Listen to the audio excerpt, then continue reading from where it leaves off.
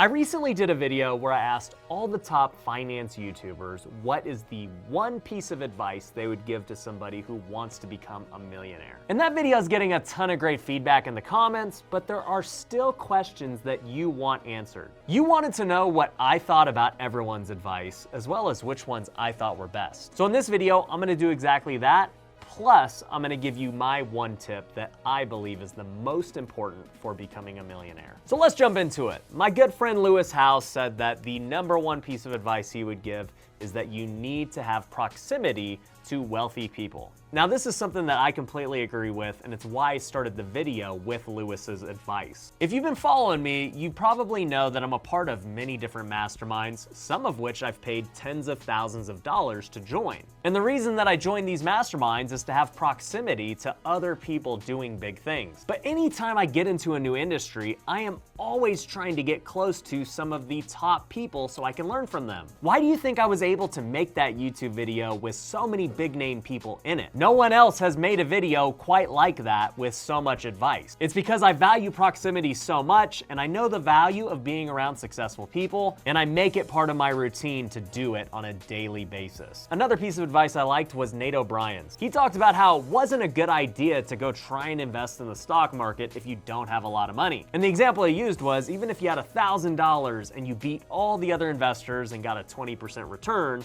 you've only made 200 bucks. Instead, you should focus on developing skills to build a business. And that's exactly what I tell young people all the time now. Learn how to flip houses or wholesale real estate. It's a skill that can make you millions of dollars if you do it right. Go take a risk and start a side hustle. Maybe it's an e-commerce brand or a clothing store or just something that can start making you some money today. The next one was from Sarah Finance, who said that you need to take risk. This is also something I talk a lot about on my podcast. And by the way, if you've never listened to my podcast, make sure you go over to that channel and subscribe. On the podcast, I interview a lot of entrepreneurs, and one common theme that we have is that many of them have taken significant risks to get to where they're at today. By nature, playing it safe will not make you a millionaire very fast. You can definitely do it in the long run, taking the Dave Ramsey approach. But if you're young and you want to be a millionaire before 30, or if you're at some other stage of life and you want to be a millionaire within the next 5 years, you're gonna have to take risk to get there. And so the sooner you accept that risk comes with all great things, the sooner you'll start taking them. Another person I really liked was Brad Lee's advice. He said, get great at solving problems. I actually got a shirt made at our office right here for my sales team that says problem solver. And the reason I made that shirt was because I want them to know that they get paid to solve problems. Whenever they're talking to a prospective client,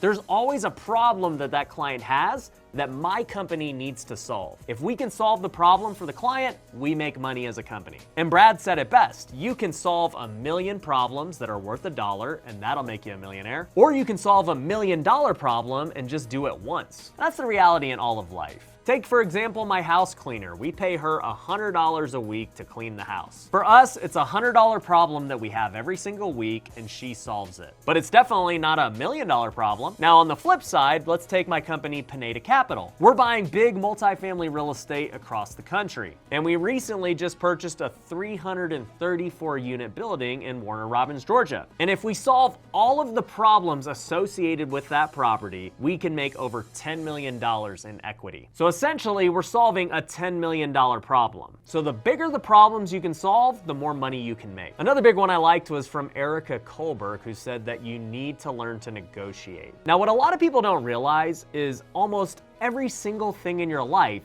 is negotiating. You might be trying to get a job. Well, guess what you're doing? You're negotiating to show them that you are the best fit for that job. You're also gonna negotiate how much money you get paid from doing that job. The same thing happens with all of your bills, how much you're gonna pay for your rent, how much you're gonna pay to buy that house, how much you're gonna pay for whatever you buy from anywhere. In fact, I've got to negotiate with my wife on where I'm gonna eat for date night. Once you realize that everything in life is a negotiation, you realize that you should probably learn to get good at it. I had to use my negotiation skills to get all of those people into that one video. I had to use my negotiation skills to get you to watch this video. Everything is a negotiation.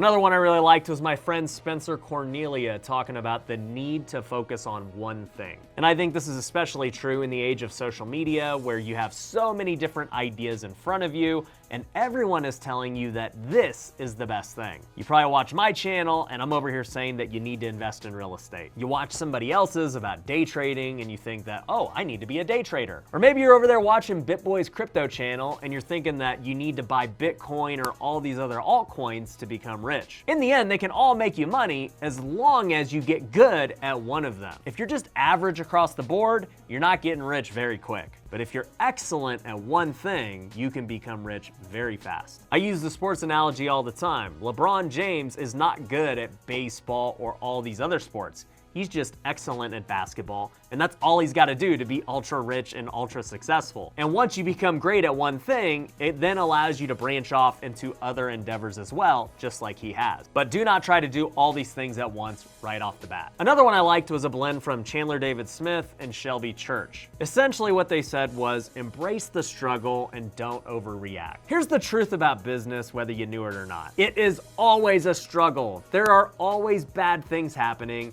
That's why we say, like Bradley, you're always gonna solve problems no matter how good your business is. I understand that everything I do in my life is going to be a struggle, and the sooner I embrace it, the sooner I can get past it and stop worrying about every little bad thing that happens to me. Maybe I get a house that falls out of contract and we lose the deal. Maybe a contractor screws me over. Maybe we got clients who are pissed off at us and writing bad things on the internet. These things happen all the time, and if I let just one little thing eat me up, it prevents me from going forward and taking more action. And this is actually what my friend Khang and Gutierrez said. You have to take action. The time is now. But the thing is, when you do take massive action, you are going to have more failures along the way and more criticism thrown your way. And that's okay. It's the price you have to pay for success. And that leads me to my friends Graham Stephan and Andrei Jikh, who we finished off the video with. Now, many people in the comments said they liked their advice the best. Did they actually give the best advice, or are they just the most popular? Well, I think Graham's advice of being consistent is super important. Most people give up on their dreams way too quick. They think because they don't have instant success that they're a failure and they need to try something new. But the reality is, most businesses, most skills,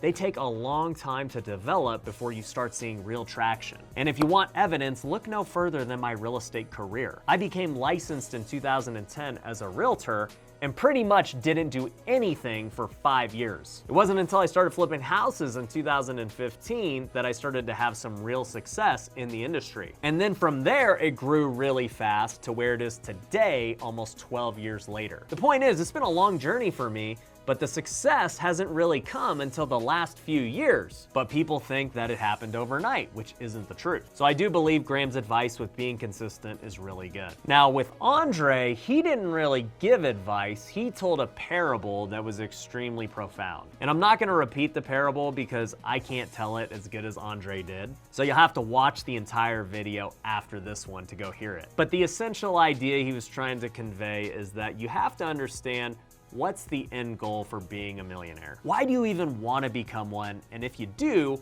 what would you be doing? And I think that's important to think about, because if your why isn't big enough, then you're not going to be motivated to get there. Now you might be thinking, Ryan, there were so many good pieces of advice, there's no way I could follow all of them.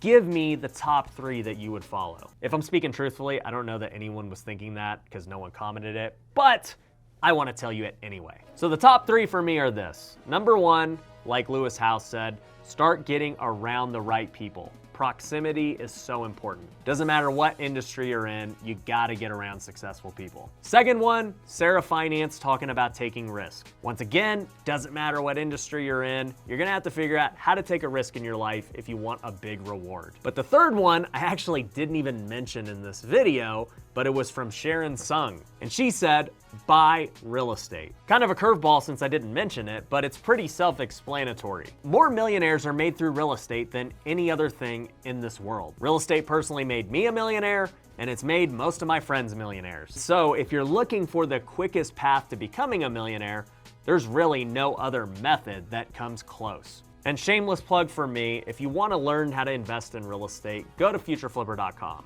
If you join one of our coaching programs, you're gonna get all the things I just listed with proximity, being around other successful investors in your market, as well as being around me and being coached directly by me. You're also gonna learn how to manage risk. I'm not saying be all crazy and max out all your credit cards like I did, but we do teach our students how to manage risk and take proper educated risk. But lastly, you're gonna learn all of the ins and outs of investing in real estate. So go check out futureflipper.com, apply for a call, my team will talk with you. Now, if you've made it this far, you're still probably wondering, what would my piece of advice have been had I interviewed myself like those YouTubers? And I had to think really hard about this question because they mentioned so many things that I would have said off the bat. But as I thought about it, I realized there was something that nobody talked about that is super important. And this is the concept of the cost of becoming a millionaire. You see, we live in this culture where everyone values hustle and working long hours and not sleeping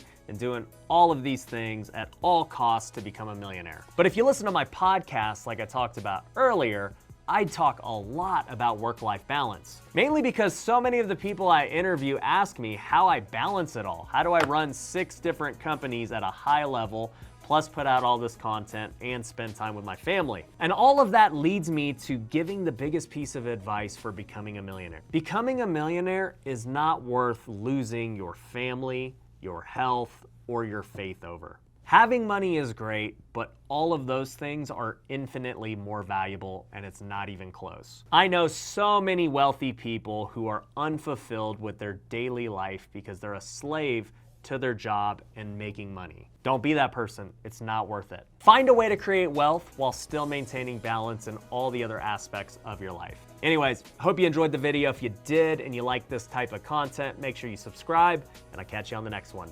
Peace.